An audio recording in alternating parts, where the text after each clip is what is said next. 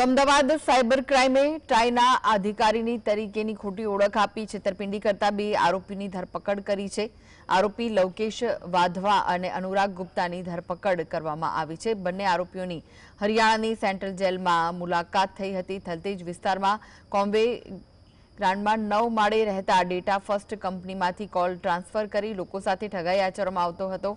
સીપ line મારફતે અનેક fraud થયા હતા। આ સીપ લાઇન થકી 20 થી 24 એપ્રિલ દરમિયાન છેતરપિંડી આચરવા માટે 65,000 ફોન કોલ કરવામાં આવ્યા હતા।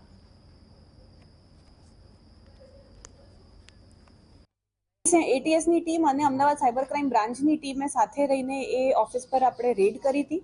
એ રેડ દરમિયાન એ ખબર પડી કે સિપ લાઇન પ્રાઇવેટ એક કંપની છે ક્વિકકોમ કરીને, એ લોકોએ 3 સર્વર લીધા હતા અને ત્યાંથી સિપ લાઇન ચલાવતા હતા અને 20 થી 24 એપ્રિલ દરમિયાન 4 દિવસની અંદર 65,000 કોલ થયા છે, જે ફ્રોડના કોલ્સ થયા છે।